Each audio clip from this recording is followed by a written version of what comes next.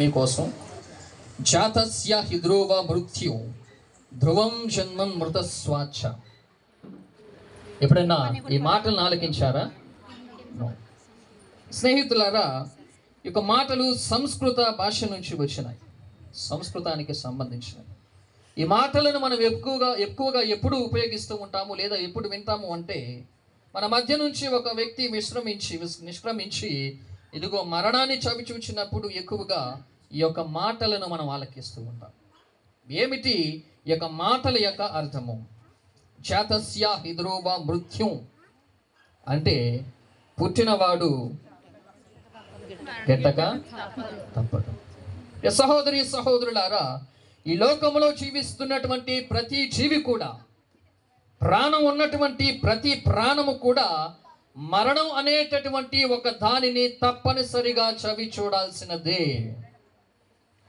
ఏ రీతిగా మనందరము తల్లి గర్భాన్ని చీల్చుకొని యొక్క లోకములోనికి యొక్క వెలుగులోనికి ప్రవేశిస్తామో, అదే రీతిగా మన సమయము పరిపూర్తి అయిన తర్వాత ఈ భూగర్భములోనికి కూడా అదే రీతిగా ప్రవేశించాలి. దానినే మనం మరణం అంటాం. యోబు గారు చక్కగా అంటారు, దిగంబరుడుగా నేను ఈ లోకానికి వచ్చాను, మరలా తిరిగి దిగంబరుడుగానే ఈ లోకము నుంచి వెళ్ళిపోతూ ఉన్నాను. ఇది మొట్టమొదటి యొక్క వాక్యానికి ఉన్నటువంటి అర్థం. ఇంకా రెండవది ధ్రువం జన్మ మృత స్వచ్ఛ అనగా ఏమి? చాలా మంది తెలుగు టీచర్లు ఉంటారు, హిందీ టీచర్ గారు కూడా ఉన్నారు.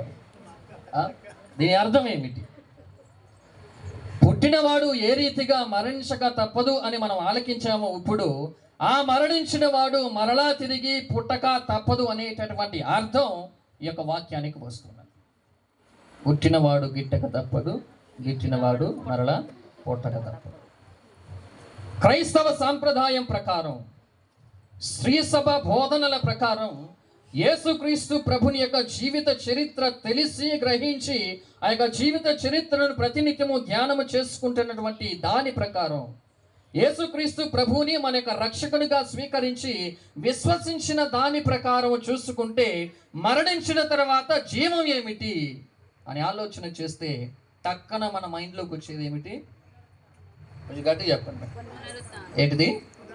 కొంచెం గట్టిగా చెప్పండి అమ్మా. పునరుత్థానం. ప్రియ సహోదరి సహోదరులారా, ఎవరెవరైతే యేసుక్రీస్తుని విశ్వసిస్తూ ఉన్నారో, ఎవరెవరైతే యేసుక్రీస్తు మీద నమ్మకం ఉంచి ప్రతినిత్యము ఆయన సహాయాన్ని ప్రార్థనలో అర్థిస్తూ ఉన్నారో, ఆ ప్రతి ఒక్క వ్యక్తికి కూడా ఈ ధ్రువ జన్మ మృతస్య అనేటటువంటి యొక్క పదం ఏ రీతిగా ఉపయోగపడుతుంది అంటే, యేసుక్రీస్తు ప్రభు మనందరికీ ప్రసాదించినటువంటి ఈ యొక్క పునరుత్థాన భాగ్యమే మరణించి మరలా జీవించటం. మరణించి మరలా జీవించటం. ప్రియ సహోదరి సహోదరులారా, దేవుడు మనందరినీ ఎంతో అమితముగా ప్రేమించాడు. అనంతమైనటువంటి ప్రేమను మనందరి మీద కుమ్మరించి ఈ లోకంలో ఉన్నటువంటి ఏ జీవికి కూడా లేనటువంటి శ్రద్ధను, ఈ లోకంలో ఏ జీవిని కూడా తయారు చేసినప్పుడు పెట్టినటువంటి శ్రద్ధను, ప్రాముఖ్యతను, ప్రేమను ఒక్క మానవ జన్మను సృజించినప్పుడు మాత్రమే పెట్టాడు. ఎంతమంది అవునంటారు? చేతులు ఎత్తండి. చాలా మంది విశ్వసించట్లేదు. మన విశ్వాసాన్ని ఒకసారి పరీక్షించుకోవాలి. ప్రియ బిడ్డలారా, దేవుడు నిన్ను ప్రేమిస్తూ ఉన్నాడు అన్న సంగతి నీకు తెలియదా? తెలుసా? ఒకవేళ దేవుడు నిన్ను ప్రేమిస్తూ ఉన్నాడు అంటే దానికి సాక్ష్యం ఏంటి, రుజువు ఏంటి? మీరిలా జీవించటం. ఇంకా ప్రియ స్నేహితులారా, దేవుడు నిన్ను నన్ను అమితముగా ప్రేమిస్తున్నాడు అని చెప్పడానికి కారణం, సాక్ష్యం నువ్వే. దేవుడు నీకు ఏ రూపాన్ని ఇచ్చాడు? తన రూపాన్నే నీకు ఇచ్చాడు, తన అందాన్నే నీకు ఇచ్చాడు, తన ఊపిరే నీకు ఇచ్చాడు, తన శ్వాసనే నీలో ఊదాడు. అంతేకాని తాను సృజించినటువంటి ఇతర జీవాలలో దేవుడు తన యొక్క స్వభావాన్ని ఇచ్చాడా? తాను సృజించినటువంటి ఇతర జీవులలో దేవుడు తనకున్నటువంటి జ్ఞానాన్ని ఇచ్చాడా? తన శరీర ఆకృతిని ఇచ్చాడా? ఈ లోక జ్ఞానాన్ని ఇచ్చాడా? కానీ ఒక్క మనిషికి మాత్రమే దేవుడు ఇవన్నీ ప్రసాదించాడు అంటే దేవుడు మనందరినీ ఎంత అమితముగా ప్రేమిస్తూ ఉన్నాడో ఒకసారి ఆలోచన చేయండి ప్రియ స్నేహితులారా. అయితే దేవుడు మనందరికి ఇచ్చినటువంటి యొక్క గొప్ప సౌభాగ్యము యొక్క జన్మ అయితే, ఈ జన్మ ద్వారా మనం ఆయనను ఏ రీతిగా స్తుతిస్తూ ఉన్నాము, ఏ రీతిగా గౌరవిస్తూ విశ్వసిస్తూ ఉన్నాము అన్నదే మన ముందు ఉన్నటువంటి పెద్ద ప్రశ్న. దేవుడు నీ కోసం నా కోసం ఇంత శ్రద్ధను చేసుకొని ఇంత ప్రేమను ఇంత మక్కుటాన్ని మనందరి మీద కృమరించి ప్రియ బిడ్డలారా, ఇదిగో ఈ జీవితాన్ని ఆ దేవుడు మనందరికీ ప్రసాదిస్తే, ఈ జీవితం ద్వారా తిరిగి మరలా దేవునికి నీవు ఏ బహుమానాన్ని ఇస్తూ ఉన్నావు? దేవుడు నీ నుంచి ఏమి కోరుకుంటూ ఉన్నాడో అనేటటువంటి అవగాహన, అనేటటువంటి ఆలోచన ఎప్పుడైనా నీలో వచ్చినదా? రాదు ప్రియ బిడ్డలారా. అసలు దేవుడు ఈ సృష్టినే సృజించినటువంటి సృష్టి స్థితి లయ కారకాన్ని మనం ఆరాధిస్తూ ఉన్నామే. అటువంటి వ్యక్తి అల్ప మానవులు బలహీనమైనటువంటి మన నుంచి ఏదైనా కోరుకుంటాడా అనే ప్రశ్న ఎప్పుడు రాలేదా? వచ్చిందా? పోయిన వారం మనం చక్కటి సువిశేష పట్టణాన్ని ఆలకించాం. దేని గురించి ఆలకించుంటాము? విశ్వాసం. ఇంకా దేని గురించి ఆలకించుంటాము? ప్రశ్నించడం. ఎవరిని ప్రశ్నించారు? దేవుడు కదా, యేసు ప్రభు శిష్యుల్ని ప్రశ్నించాడు. Very good. ప్రియ స్నేహితులారా, పోయిన వారం మనం ఆలకించినటువంటి సువిశేష పట్టణములో యేసుక్రీస్తు ప్రభు శిష్యులను ఉద్దేశిస్తూ నా గురించి ప్రజలు ఏమని భావిస్తూ ఉన్నారు అని ఒక ప్రశ్న వేశారు. అలా ప్రశ్నించడానికి గల కారణం, యేసుక్రీస్తు ప్రభు తన యొక్క గొప్పతనాన్ని గురించి ప్రజల అభిప్రాయాన్ని తెలుసుకోవడం మాత్రం అయితే కాదు. తాను చేస్తున్నటువంటి పరిచర్య ప్రజలలోనికి ఏ రకమైనటువంటి చైతన్యాన్ని తీసుకొని వచ్చిందో అన్న ఒక అవగాహన కోసం క్రీస్తు ప్రభు ప్రశ్నించాడు. అక్కడి వరకు బాగానే. మరలా తిరిగి యేసుక్రీస్తు ప్రభు తన యొక్క శిష్యులకు ఒక్కొక్కరికి కూడా వేస్తున్నటువంటి ప్రశ్న, ప్రజలు నా గురించి ఏమనుకున్నా పర్వాలేదు, కానీ వ్యక్తిగతముగా నీవు నన్ను గూర్చి ఏమని భావిస్తూ ఉన్నావు? అంటే నీ నుంచి దేవుడు ఏదో ఒకటి ఆశిస్తూ ఉన్నాడే కదా అని అర్థం. అక్కడ నీ నుంచి దేవుడు ఏదో గ్రహించాలి, ఏదో స్వీకరించాలని ఆశపడుతూ ఉన్నాడనే కదా అర్థం అక్కడ. కాబట్టి ఈ జీవితాన్ని ఇచ్చినటువంటి దేవుడు, ఇంత సౌభాగ్యాన్ని మనందరికీ ప్రసాదించినటువంటి దేవుడు మనందరి నుంచి ఈ రకమైనటువంటి ఆశను, ఈ రకమైనటువంటి ఆలోచన విధానాన్ని కలిగి ఉంటే, మరి నీవు తిరిగి దేవునికి ఏమి ఇస్తూ ఉన్నావు? దేవునికి ఇవ్వగలిగేటటువంటి అర్పణము కానీ బహుమానము కానీ ఏదైనా మన ఈ దైనందిన జీవితంలో మనం పొందుకొని జీవిస్తూ ఉన్నామా? మన దగ్గర ఉన్నటువంటి మనులు మాణిక్యాలు దేవునికి ఇస్తే దేవునికి మనకి ఉన్నటువంటి రుణం తీరిపోతుందా? మన దగ్గర ఉన్నటువంటి పేరు ప్రఖ్యాతులు పలుకుబడులు దేవునికి ఇస్తే, ఇదిగో నీవు ఆశిస్తున్నది బహుశా నా దగ్గర నుంచి ఇది కాబోలు, కాబట్టి ఇదిగో తీసుకో అంటే సరిపోతుందా? సరిపోదు ప్రియ స్నేహితులారా. అయితే మనం ఏ రీతిగా దేవునికి మన బహుమానాన్ని తిరిగి ఇస్తూ ఉన్నాము? ఏ రీతిగా దేవునికి మనము బహుమానాన్ని తిరిగి ఇస్తూ ఉన్నాము? ప్రియ స్నేహితులారా, ఒకానొక రాజ్యంలో ఒక రాజు ఉన్నాడు. చాలా మంచి రాజు, రాజ్యాన్ని చక్కగా పరిపాలిస్తూ ఉన్నాడు, సుపరిపాలనను ప్రజలకు అందజేస్తూ ఉన్నాడు ఆ యొక్క రాజు. అయితే ఆ యొక్క రాజుకు 3 భార్యలు ఉన్నారు. ఎంతమంది ఉన్నారు? ఆ హోదాలో ఉంటే ఎంతమంది భార్యలు ఉంటే అంత ప్రఖ్యాతి గాంచినటువంటి విధముగా రాజులు భావించేవారు ఆనాటి కాలం. బైబిల్ గ్రంథంలో కూడా మనకు ఒక రాజు ఉన్నాడు, భార్యలకు లెక్కలేదు. ఎవరా రాజు? సొలొమోన్ రాజు. Praise the Lord, praise the Lord, hallelujah, hallelujah, hallelujah. ఇలా 3 భార్యలు ఉన్నటువంటి ఆ రాజు ఆ 3 భార్యలలో అత్యధికముగా 3వ భార్యను బాగా ప్రేమిస్తూ ఉన్నాడు. ఎన్నో భార్యను? ఎందుకంటే మంచి అందగత్తె, సౌందర్యవతి, యవ్వనస్తురాలు. అటువంటి యవ్వనస్తురాలను భార్యగా స్వీకరించినటువంటి ఆయన ఎంతో ఆనందం చెందుతూ తన దాంపత్య జీవితాన్ని చక్కగా ఆ 3వ భార్యతో కొనసాగిస్తూ ఉన్నాడు. తక్కినటువంటి భార్యల కన్నా అమితముగా ఆ యొక్క భార్యను ప్రేమిస్తూ ఉన్నాడు. అలా అని చెప్పి 2వ భార్యను కూడా తక్కువ అంచనా వేయలేదు ఆ యొక్క రాజు. ఆ రెండో భార్యను కూడా అదే రీతిగా మూడో భార్య కంటే ఒక పర్సెంట్ తక్కువ ప్రేమను కనబరుస్తూ ఉన్నారు.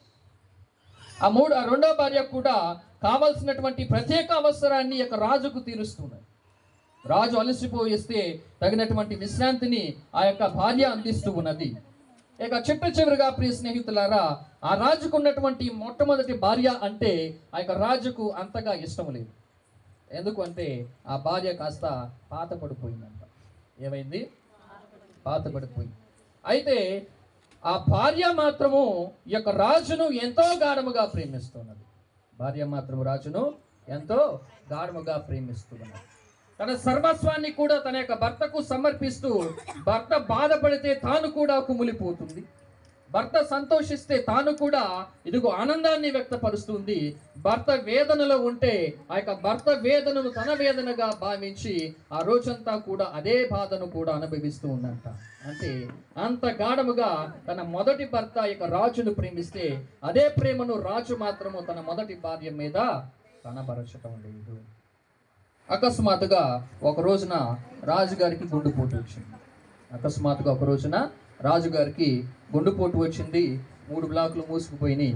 నీ వల్ల కాదయ్యా, ఒక 4 రోజుల్లో నువ్వు చనిపోతావు, 4 రోజుల్లో చనిపోతావు అని వైద్యులు చెప్పారు. చనిపోబోతున్నటువంటి యొక్క రాజు ఎంతో నిరాశతో ఉన్నాడు, ఎంతో దుఃఖంతో ఉన్నాడు.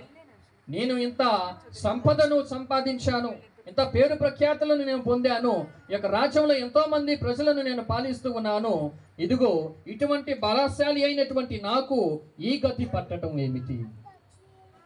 నా ప్రాణాలను కూడా నేను కాపాడుకోలేకపోతూ ఉన్నాను అని భావించినటువంటి ఆ యొక్క రాజు తాను గాఢముగా ప్రేమించినటువంటి భార్యలలో 3వ భార్యను పిలుస్తూ ఉన్నాడు. ఒకరోజు ఏకాంతముగా పిలిచి ఆ భార్యతో మాట్లాడుతూ ఉన్నాడు. ఇదిగో నేను నిన్ను ఎంత గాఢముగా ప్రేమించానో తెలుసు, ఎంత బాగా నేను నిన్ను చూసుకున్నానో తెలుసు, నా సర్వస్వాన్ని నీకే అంకితం చేశా, నాకున్నటువంటి భార్యలలో అత్యంత గాఢముగా నేను నిన్ను మాత్రమే ప్రేమించాను. కాబట్టి ఇంత బాగా ప్రేమించినటువంటి నీవు నాతో కలిసి మరణించడానికి సిద్ధముగా ఉన్నావా అని ఆ రాజు తన 3వ భార్యను అడిగాడట. అందుకు ఆ భార్య అందట, నీతో కలిసి మరణించేటటువంటి ధైర్యము శక్తి నాకు లేదు. నువ్వు చనిపోతే వెళ్ళి మరలా వేరొక వ్యక్తిని పెళ్లి చేసుకుంటాను, నన్ను దయచేసి ఇబ్బంది పెట్టవచ్చు. చక్కగా భార్య భర్త గది నుంచి వెళ్ళిపోయింది. నిరాశ చెందినటువంటి ఆ యొక్క రాజు తన 2వ భార్యను పిలిచాడు. 3వ భార్య కంటే 1% మాత్రమే ప్రేమను తగ్గించి చక్కగా ఆదరిస్తున్నటువంటి తన యొక్క 2వ భార్యను పిలిచి, నేను నిన్ను ఎంత గాఢముగా ప్రేమిస్తూ ఉన్నానో తెలుసు, ఏ రీతిగా నిన్ను చూసుకుంటూ ఉన్నానో తెలుసు, నా ప్రేమ ఎంత గాఢముగా నీకు అర్పిస్తూ ఉన్నానో తెలుసు. కాబట్టి నాకు ఒక కోరిక ఉంది. ఆ కోరిక ఏమిటంటే, ఇదిగో మరి కొద్ది రోజులలో నేను మరణించబోతూ ఉన్నాను, నీవు నాతో కలిసి మరణించడానికి సిద్ధముగా ఉన్నావా అని అడిగారట. అప్పుడు ఆ భార్య అందట, నీతో కలిసి మరణించేటటువంటి ధైర్యం నాకైతే లేదు, కానీ నీవు మరణించే వరకు నేను నీతోనే ఉంటా, నీవు మరణించిన తర్వాత నీ సమాధి వరకు వస్తా, నిన్ను సమాధి చేసిన తర్వాత సుందరమైనటువంటి సమాధిని నేను నిర్మించగలుగుతా, ఆ తరువాత నీవు మరణించినటువంటి దినాన్ని స్మరించుకుంటూ నీ కోసం శోకిస్తా, అంతేకాని నీ కోసం నేను కూడా నా జీవితాన్ని త్యాగం చేయాలి అంటే నా వల్ల కాదు అని 2వ భార్య తెగేసి చెప్పేస్తుందట. చివరిగా మిగిలింది ఎవరు? మొదటి భార్యను ఈ యొక్క రాజు వ్యక్తిగతంగా పిలిచి అడుగుదామంటే కాస్త బిడియం. ఎందుకని? తక్కిన 2 భార్యలకు ఇచ్చినటువంటి ప్రేమను నేను మొదటి భార్యకు ఇవ్వలేకపోయాను. తక్కిన 2 భార్యలకు ఇచ్చినటువంటి గౌరవాన్ని నా మొట్టమొదటి భార్యకు నేను ఇవ్వలేదు. మరి ఇటువంటప్పుడు ఏ ముఖాన్ని పెట్టుకొని నా యొక్క భార్యను నేను పిలిచి అడగగలను అని వేదన చెందుతూ ఉన్నాడు తనలో తానే. ఇదన్నిటినీ దిగమింగుకుంటూ ఒక రోజున తన మొదటి భార్యని పిలిచి, చూడు, నేను అతి కొద్ది రోజులలో మరణించబోతూ ఉన్నాను, ఎంతో వేదనను అనుభవిస్తూ ఉన్నాను, ఎంతో ఆస్తిని సంపాదించాను, కానీ సరైనటువంటి ప్రేమను నేను నీకు అందించలేకపోయాను. నా తక్కిన భార్యలను ప్రేమించినటువంటి రీతిగా నేను నిన్ను ప్రేమించలేకపోయాను. కానీ నా చివరి కోరిక ఒకే ఒకటి, నాతో కలిసి మరణించటానికి నీవు సిద్ధముగా ఉన్నావా అని ఆ యొక్క భార్యను రాజు అడిగినప్పుడు ఆనందంగా సంతోషంగా భార్య చెబుతున్నటువంటి మాట, ఏవండి, నీవు ఆనందిస్తే నేను ఆనందిస్తా, నీవు దుఃఖిస్తే నేను దుఃఖిస్తా, నీవు మరణిస్తే నేను కూడా నీతో కలిసి మరణించటానికి నీకంటే ఒక అడుగు ముందే నేను సిద్ధముగా ఉన్నాను అని చెప్పిందట ఆ భార్య. సహోదరి సహోదరులారా, మనం ఆలకించింది ఒక కథే అయినా ఈ యొక్క కథలో ఎంతో సారాంశం ఉంది. అదే రీతిగా ఎన్నో సందేశాలు ఉన్నాయి. ప్రియ స్నేహితుల, ఆ యొక్క కథను మన దైనందిన జీవితాలలో అన్వయించుకోవటానికి ప్రయత్నం చేద్దాం. మొట్టమొదటిగా మనము ముగ్గురు వ్యక్తులను, ముగ్గురు భార్యలను మనము చూసాం. ఇక్కడ భార్యలను భర్తలుగా చేసుకోండి, భర్తలను భార్యలుగా చేసుకోండి. మూడో రకానికి చెందినటువంటి భార్య ఎంతో సౌందర్యవతి, ఎంతో గుణవతి యువతి. ఆ రాజు ఎంతో గాఢముగా యొక్క భార్యను స్వీకరించాడు, ప్రేమించాడు. ప్రియ స్నేహితుల, అదే రీతిగా మనందరి జీవితంలో ఆ మూడవ భార్యను లేదా మూడవ భర్తను ఈ లోక వ్యామోహాలు, ఈ లోక సంపదలు, ఈ లౌకికమైనటువంటి విషయాలతో పోల్చుకొని గనక మనము ఒకసారి ఆలోచన చేస్తే మనందరి దైనందిన జీవితంలో మన తల్లిదండ్రులకు ఇచ్చే విలువ లేదా మన కన్నబిడ్డలకు ఇచ్చే విలువ కన్నా ఈ లౌకికమైనటువంటి విషయాల మీద, ధన వ్యామోహాల మీద, పేరు ప్రఖ్యాతుల మీదనే మనము అందజేస్తూ ఉన్నాము. ఇది గమనించండి. ప్రతినిత్యము మనతో ఉన్నటువంటి మన యొక్క తోటి వారికి సన్నిహితమైనటువంటి సంబంధాన్ని మనం అందించము గాని, మంచి ప్రేమాప్యాతలను మనం అందించము గాని, ఈ లౌకికమైనటువంటి విషయాల మీదనే మనం ఎక్కువ శ్రద్ధ పెట్టి మన సమయానంతా ఈ లోకాన్ని జయించడానికి మాత్రమే కేటాయిస్తాము. కాబట్టి ఇలాంటి ఆలోచన ఉంటే నీ జీవితంలో యేసుక్రీస్తు ప్రభు ఎదురు చూస్తున్నటువంటి ప్రశ్నకు జవాబు ఇవ్వలేవు. నా గురించి నీవు ఏమి ఆలోచన చేస్తూ ఉన్నావు? నా కోసం నీవు ఏమి చేస్తూ ఉన్నావు? నాకు నీవు ఏమి ఇవ్వగలవు? ఇక రెండవదిగా ప్రియ స్నేహితులారా, ఇక రెండవ భార్యను మన తల్లిదండ్రులే కానీ, మన యొక్క తోబుట్టువులే కానీ, మన బిడ్డలనికే కానీ అన్వయించుకొని ఒక్కసారి ధ్యానం చేసినట్లయితే, మన బిడ్డలు, మన తల్లిదండ్రులు బహుశా మనం మరణిస్తే లేదా మరణావస్థలో ఉంటే మనం మరణించే వరకు మన తోడే ఉంటారు.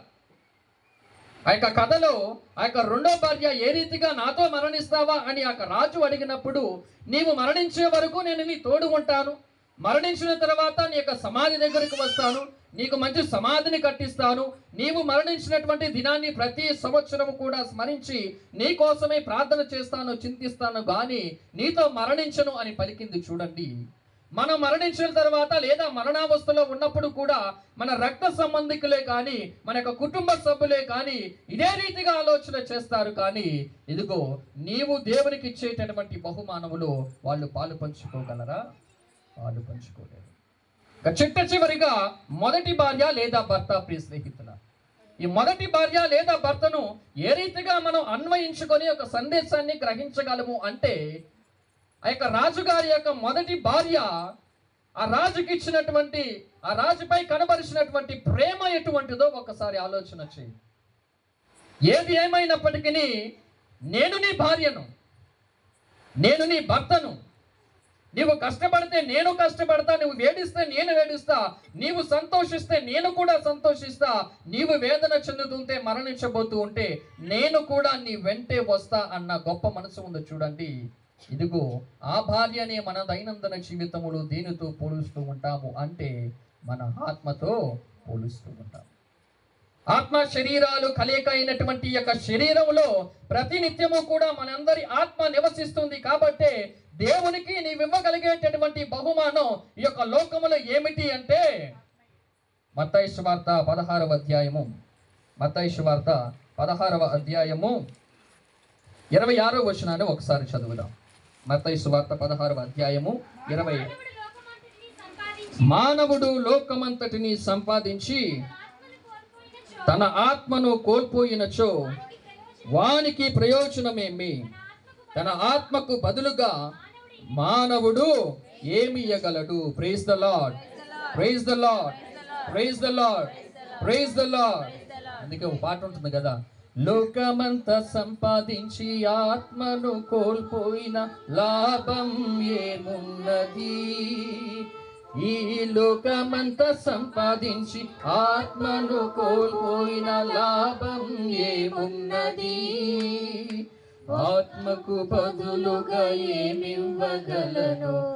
ఆత్మకు బదులుగా ఏమివ్వగలను?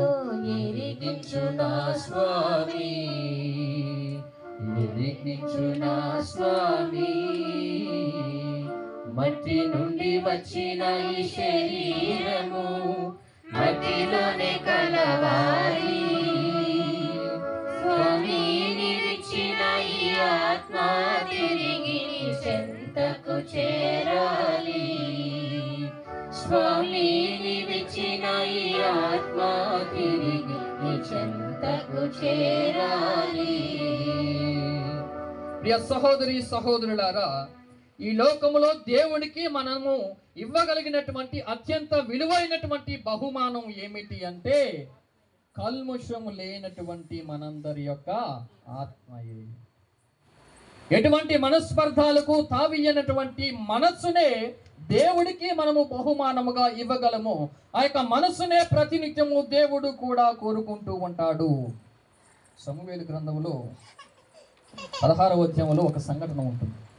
సమూయేలు ప్రవక్త యావే దేవుని యొక్క ఆజ్ఞను మాటలను ఆలకించి ఈషాయి ఇంటికి వెళుతూ ఉంటాడు. ఈషాయి ఇంటికి వెళ్ళి, ఇదిగో వాళ్ళ కుమారుల్లో ఒకరిని రాజుగా అభిషేకించు అని చెప్పినప్పుడు ఈ ఈషాయిని ఈ యొక్క సమూయేలు ప్రవక్త తన బిడ్డలను ఒక్కొక్కరిని పిలవమని చెబుతారు. రంగు, ఆకారం, ఆకృతిని చూసి సమూయేలు ప్రవక్త బహుశా ఇదిగో ఈ వ్యక్తినేమో యావే దేవుడు ఎన్నుకోబోతూ ఉన్నాడు, నేను నిన్ను అభిషేకించబోతూ ఉన్నాను అని చెప్పినప్పుడు 7 సార్లు కూడా యావే దేవుడు ఈ యొక్క సమూయేలు యొక్క నిర్ణయాన్ని త్రోసిపుచ్చుతాడు. చిట్ట చివరకు ఈ యొక్క దావీదు కడగట్టువాడు ఒకడు ఉన్నాడు, ఆయన గొర్రెలు మేపుతూ ఉన్నాడు అని ఈషాయి చెప్పినప్పుడు, పిలుచుకుని రా అని చెప్పినప్పుడు ఆ ఈషాయిని తీసుకుని వచ్చినప్పుడు యావే దేవుడు అంటాడు, ఇదిగో ఇదే వ్యక్తిని నేను రాజుగా ఎన్నుకున్నాను. మానవ మాతృలైనటువంటి మీరు బాహ్య రూపాన్ని మాత్రమే చూస్తారు, దేవుడినైన నేను దేని చూస్తా అన్నాడు? హృదయాన్ని అవలోకించు చూచును అని చెబుతూ ఉంటాడు. అనగా దేవుడు మనందరి నుంచి కల్లా కపటము లేనటువంటి మనస్తత్వాన్ని ఆశిస్తూ ఉంటాం. ఈ కల్లా కపటం లేనటువంటి మనస్తత్వాన్ని మనం ఏ రీతిగా ఏర్పరచుకోగలము అంటే దేవుడు మనందరకు ఇహలోకములో ప్రసాదించినటువంటి ఈ యొక్క జీవితం ద్వారానే. ప్రియ స్నేహితులారా, దేవుడు మనందరికి ఇచ్చినటువంటి ఈ యొక్క గొప్ప బహుమతి అయినటువంటి ఈ జీవితాన్ని ఉపయోగించుకొని కల్మషము లేనటువంటి ఆత్మను దేవుడికి మనము బహుమానముగా ఇవ్వగలము. కాబట్టి ప్రియ స్నేహితులారా, అటువంటి మంచి మనస్సును, కల్మషం లేనటువంటి హృదయాన్ని దేవునికి సమర్పించి ఈ యొక్క లోకము నుంచి నిష్క్రమించినటువంటి వ్యక్తి తులుమెల్లి కోటేశ్వరరావు గారు అని చెప్పటంలో ఎటువంటి సందేహము లేదు. వ్యక్తిగతంగా ఆయనకు నాకు ఎటువంటి పరిచయం లేదు. బహుశా నేను ఇక్కడ చదువుకుంటున్నప్పుడు చూస్తుంటాను గుడికి వచ్చినప్పుడు. కానీ ప్రియ స్నేహితులారా, ఆయన తన యొక్క కుటుంబాన్ని నడిపించినటువంటి విధానాన్ని బట్టి చెప్పవచ్చు, కల్మషం లేనటువంటి హృదయంతో ఆ వ్యక్తి పరలోకానికి ప్రవేశించాడు అని. పోయిన వారం 2వ పట్టణంలో యాకోబు గారు మనందరికీ వెలిగించేటటువంటి ఒక మాట చెప్తారు. నేను ఆర్సిఎం సహోదరుని, నాకు విశ్వాసం ఉంది, నేను యేసుక్రీస్తును నమ్ముతున్నాను, నేను దేవుణ్ణి నమ్ముతున్నాను అని నీ మాటలలో చెప్తే సరిపోతుందంట? దేంతో చెప్పాలంట?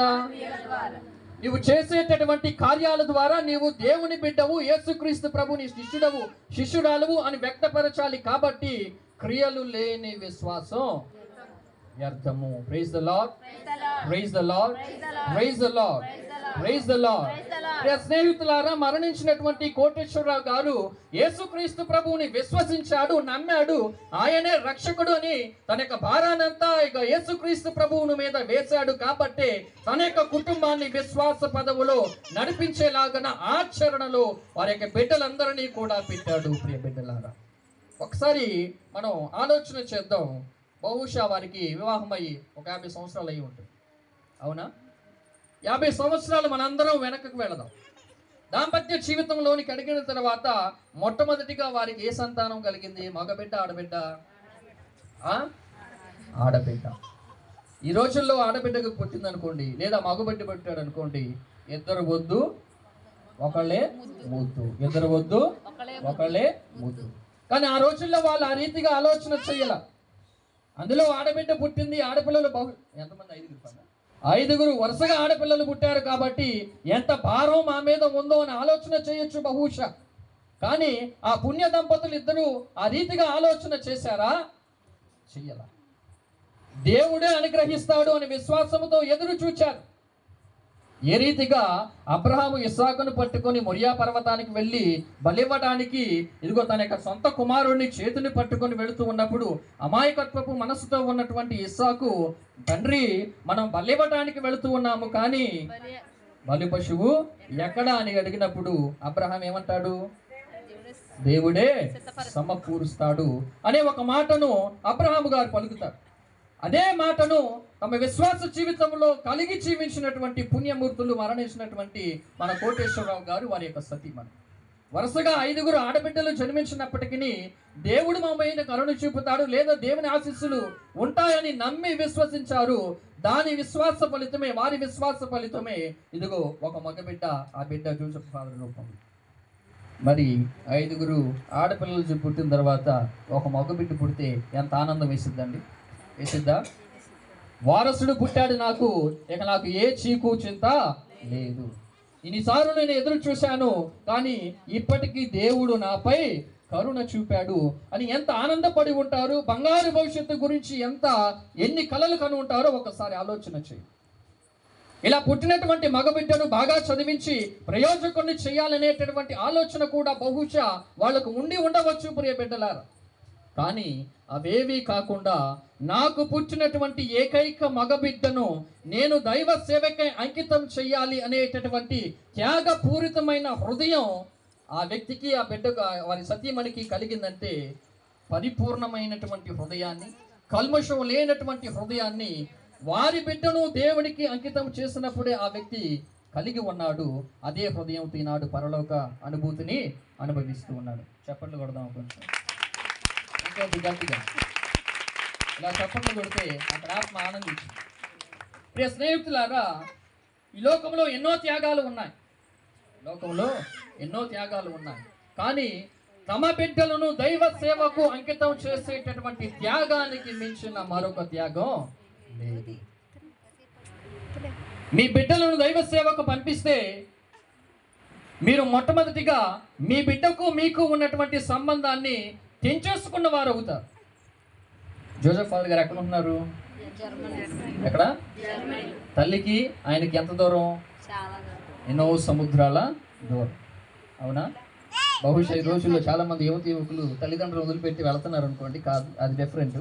కానీ తమ బిడ్డను దైవ సేవకు అంకితం చేసుకున్నప్పుడే వారు నిర్ణయించుకున్నది ఏమిటి అంటే, మా బిడ్డ మా భవిష్యత్తును చూసుకోవడానికి కాకుండా దైవ ప్రజల యొక్క సేవ కోసం ఉపయోగపడటంలోనే మా సంతోషం ఉంది అని వారిద్దరూ గ్రహించారు. కాబట్టి వారికి పుట్టినటువంటి ఏకైక సంతానాన్ని కూడా వారితో ఉంచుకోకుండా దైవ సేవకై అంకితం చేయడానికి వెనుకంజ వేయలేదు. అంటే వారు పరలోక మార్గాన్ని యహలోకములోనే ఏర్పరచుకున్నారు అని చెప్పటంలో ఎటువంటి సందేహము లేదు.